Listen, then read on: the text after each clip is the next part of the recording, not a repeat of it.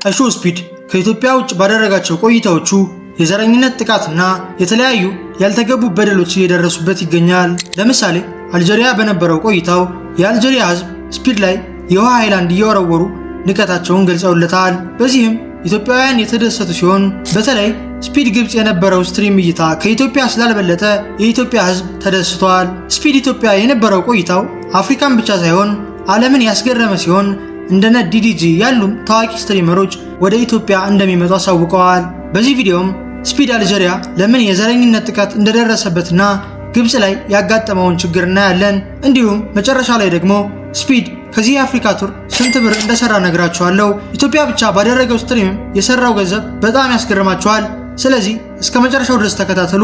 ሰሞኑን ላይካችን በጣም ስለቀነሰ ሁላችሁም ላይክ አድርጉ፣ እንዲሁም ሰብስክራይብ እንዳይረሳ።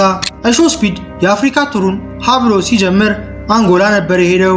አንጎላ ላይ የነበረው ስትሪምም ብዙም ያልታየ ሲሆን በአሁኑ ሰዓትም 3.3 ሚሊዮን እይታ አለው። ስፒድ እስከዛሬ ከሄደባቸው ሀገራትም በጣም ምርጡ ኢትዮጵያ ሲሆን ስፒድም ኢትዮጵያ 2 ቀን መቆየት ነበረብኝ ብሎ ተናግሯል።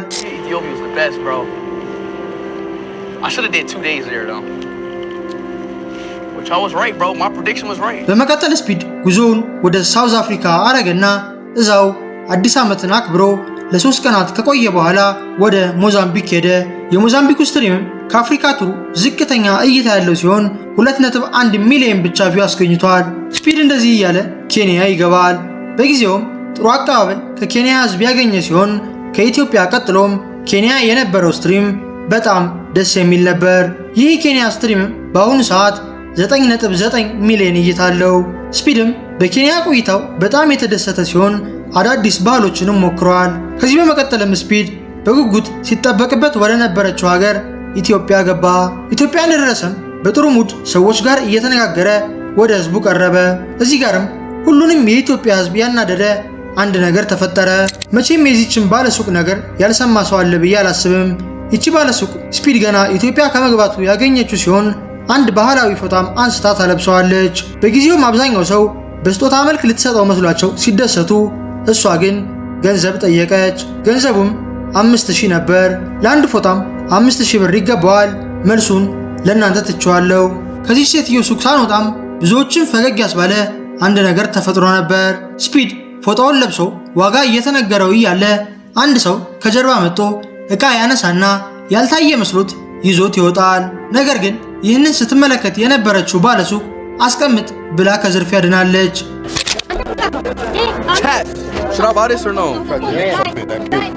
ይችን ባለሱቅም ብዙ ሰዎች የሰደዋት ሲሆን ስፒድ ትንሽ አለፍ እንዳለ ግን ሌላ ችግር አጋጠመው። ስፒድ ይህንን ፎጣ ከገዛበት ሱቅ አጠገብ የቲሸርት ዋጋ ሲጠይቅ 6000 ብር አሉት። እነዚህ ሰዎችም ለሀገራችን መጥፎ መልክ የሰጧት ሲሆን ይህንን በትንሹም ቢሆን ያካካሱልን ደግሞ ጌጣጌጥ የሚሸጡት ሰዎች ናቸው።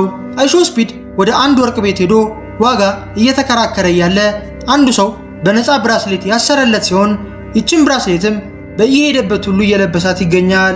ከቆይታ በኋላም ስፒድ ቢቦይ ቶሚን ያገኘው ሲሆን ቶማስም የአርጀንቲና ማሊያ ለብሶ የሜሲን ማስክ ፊቱ ላይ አድርጎ ስፒድን ለማናደድ የሞከረ ሲሆን ይህም ተሳክቶለታል። የስፒድ የኢትዮጵያ ቆይታም ከዚህ በኋላ የደመቀ ሲሆን በጣም ብዙ ሰዎችም በአደባባይ ወጥተው ስፒድን አግኝተውታል። ከሁሉም ነገር በላይም ሙሉ የኢትዮጵያ ሕዝብን ያስደሰተው የኢትዮጵያው ስፒድ አይሾ ስፒድን ማግኘቱ ሲሆን አዶናይም ለዚህ ትልቅ አስተዋጽኦ ነበረው። አዶናይ የተለያዩ በጎ ስራዎችን በማድረግ ይታወቃል። የኢትዮጵያውን ስፒድም ከአይሾ ስፒድ ጋር እንዲገናኝ የተለያዩ እርዳታዎችን አድርጎለት ሳምሶን ወይንም የኢትዮጵያው አይሾ ስፒድ ሙሉ ስትሪሙ ላይ ከስፒድ ጋር እንዲቆይ አድርጎታል። በጊዜውም የዚምባብዌ ስፒድ ወይንም ተሙ ስፒድ የተሰኘው ሰውም አንድ ላይ የነበረ ሲሆን ለ3 በመሆንም ይህንን ስትሪም እየመሩ ብዙ ሚሊዮኖችን አዝናንተዋል። አይሾ ስፒድ ጥሬ ስጋ እንደሞከረ ብዙዎቻችሁ ታውቃላችሁ። ከቆይታ በኋላም ሆዱን ያመመው ሲሆን ስትሪሙን አቋርጦም ወደ መጸዳጃ ቤት ሄደዋል። ብዙ ሰዎችም የበላው ጥሬ ስጋ ነው ያሳመመው እያሉ ነበር። በአጠቃላይ የስፒድ የኢትዮጵያ ቆይታ በጣም አሪፍ ሲሆን በእይታ ደረጃም ከፍተኛ ቪው አለው። ከኢትዮጵያ በመቀጠልም ስፒድ ወደ ግብጽ ነበር የሄደው።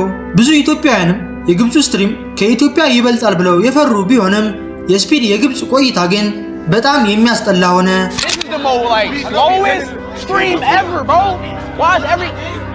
I'm about to get mad, bro, because like we just everything y'all like making everything difficult. በጊዜው ስፒድ ምን አለ ግብጽ ባልመጣው ያለ ሲሆን ግብጽ ላይ የተመደቡት ቦዲጋርዶችም በጣም እያሽቃበጡ ነበር። በጊዜው ከግብጽ ቆይታው ደስ የሚለው ብቸኛው ነገር ለስፒድ የሰጡት ስጦታ ነው እንጂ ሌላው ግብጽ ላይ የነበረው ስትሪም በጣም ደባሪ ነበር። በአሁኑ ሰዓትም ይህ ስትሪም 5.3 ሚሊዮን እይታ ያለው ሲሆን ከኢትዮጵያም ከጫፉ አልደረሰም። በጣም የሚያስገርመው ግን ይህ ሳይሆን ስፒድ ግብጽ የነበረበት ቪዲዮ ለትንሽ ሰዓታት ከዩቲዩብ ወርዶ ቆይቶ ነበር። ይህም የሆነው ግብጾች ዓለም እንዲያዩ ያልፈለገውን ነገራቸውን ተቆርጦ እንዲወጣ በማዘዛቸው ሲሆን ለሰዓታትም ጠፍቶ ከቆየ በኋላ እንደገና ፐብሊክ ተደርጎ ወጥቷል። እናንተም ገብታችሁ የካርጉት የፒራሚዱ አለ። ከዛ በኋላ ሁለተኛ ካይሮ ከተማና ያሳየበት የለም ማለት ነውና ወይኔ ትሪፕል ኤል ይላል ይላል። ሶስተኛ ኤል ነው የወሰደችው። ባይ ዘ ዌይ ዝም ብሎ አይደለም የሚያጠፋው፣ ምክንያቱም በጣም ብዙ ሩልስ ኤንድ ሬጉሌሽን አለባቸው። በጣም ብዙ ነገር ስትሪክት ያደርጋሉ፣ ይከለክላሉ ምናምን ሲል ነበር። ቪዲዮ ላሳያችሁ።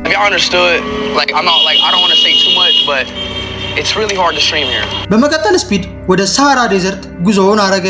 እዚህ የነበረው ስትሪምም በረሃ ላይ የተካሄደ ሲሆን ብዙም የሚስብ ነገርም አልነበረውም። ስፒድ ሳሃራ ዴዘርት ላይ እያለም አድናቂዎቹ የኢትዮጵያ ቆይታ እንዴት ነበር ብለው የጠየቁት ሲሆን እሱም ኢትዮጵያ በጣም ምርጥ ቆይታ ነበረኝ፣ 2 ቀንም መቆየት ነበረብኝ ብለዋል። በጣም አስቀያሚው ስትሪም የሚጀምረውም ከዚህ በኋላ ሲሆን ስፒድ ቀጣይ ጉብኝቱን አልጄሪያ አደረገ። አልጄሪያ የሚገኙ ጥቁሮች ከባድ የዘረኝነት ጥቃት የሚደርስባቸው ሲሆን ይህንንም የሚያደርጉት አልጄሪያኖች ነጭ ስለሆኑና ከአውሮፓውያን ጋር ስለሚመሳሰሉ ነው። ራሳቸውንም እንደ አፍሪካ ሀገር የማያዩ ሲሆን ስፒድም አልጄሪያ በሄደ ጊዜ ይህንን ባህሪያቸውን ለሚሊዮኖች አሳይተዋል። መጀመሪያ ላይም አልጄሪያኖች ለስፒድ ጥሩ አቀባበል ያደረጉለት ሲሆን ሰዎች ጋርም እየተጫወተ ህዝቡን አዝናንተዋል። የድሮ መሳሪያዎችን ወደ ያዙ ሰዎች ሄዶ ያደረገው ቆይታም ብዙዎችን ያዝናና ሲሆን ከዚህ ስትሪም ደስ የሚለው ፓርት ይህ ብቻ ነበር።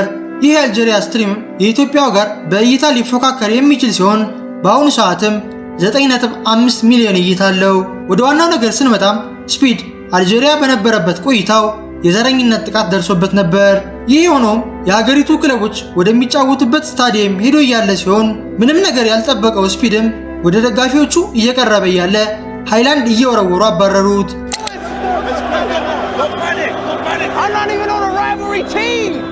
በጊዜውም ስፒድ ወደ መሃል ሜዳ ሄዶ ነገሩን ያረጋጋ ሲሆን ከቆይታ በኋላም በተቃራኒ ቡድን የሚገኙት ደጋፊዎች እየጮሁ ተመለከተ። በጊዜውም ስፒድ እየሮጠ ሄዶ ሲቀርባቸው እነሱም ሃይላንድ እየወረወሩ የዘረኝነትን ጥግ አሳዩት።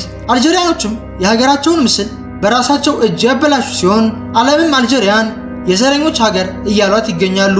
አንድ ሰውም ወደ ስፒድ ተጠግቶ ነገሩን ያስረዳው ሲሆን ደጋፊዎቹም እንደሚወዱት ጠቅሶ ካሜራ እንዲቀርጻቸው ግን እንደማይፈልጉ ነገረው።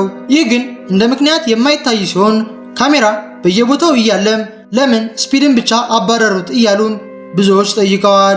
ስፒድም የአልጄሪያውና የግብጽ ቆይታው በጣም የሚያስጠሉ ሲሆኑ የኢትዮጵያ ህዝቦችም እንዳሰቡት ሆኖላቸዋል።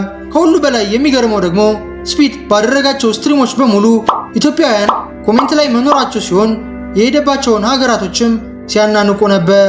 አሁን ደግሞ ስፒድ ከአፍሪካ ቱሩና ከኢትዮጵያ ስትሪም ብቻ ስንት ብር እንደሰራ ልንገራችሁ። ይህንን ለማስላትም የተለያዩ ዘዴዎችን የምንጠቀም ሲሆን ስፒድ ከኢትዮጵያ ስትሪም ብቻ በ11 ሚሊዮን እይታ እስከ $40,000 ያገኛል። ይህም ከአድ ሬቨኑ ብቻ ሲሆን ሱፐር ቻትና ቻናል ሜምበርሺፕ ሲጨመሩ ደግሞ በአጠቃላይ እስከ $20,000 ያገኛል። በተጨማሪም ስፒድ የተለያዩ የቱር ስፖንሰሮች ስለሚኖሩት ከነሱ እንዲሁም ከተለያዩ ስፖንሰሮች ጋር ተደምሮ $30,000 ያገኛል። በአጠቃላይም ስፒድ ከኢትዮጵያ ስትሪም ብቻ ወደ $90,000 ያገኛል። ሙሉ በአፍሪካ ቱር የሚያገኘውን ስንመለከት ደግሞ እስካሁን ስፒድ 15 ሀገራት የሄደ ሲሆን 19 ላይቭ ስትሪሞችንም አድርጓል። በየጊዜው የሚያገኘው እይታ የተለያየ ሲሆን እንደየሀገሩም የሚያገኘው የገንዘብ መጠን ይቀያየራል። ነገር ግን እያጠጋጋን ስንመለከት ስፒድ እስካሁን ባደረጋቸው ላይቭ ስትሪሞች እስከ $2 ሚሊዮን ይሰራል። ይህም የብራንድ ዲሎችንና ዩቲዩብ ሾርቶችን አይጨምርም። የዛሬው ቪዲዮአችን ይህንን ይመስል ነበር። በቀጣይ በማን አርቲስት ወይም ታዋቂ ሰው ልስራላችሁ። በሌላ ቪዲዮ እስከምንገናኝ ሰላም ሁኑ።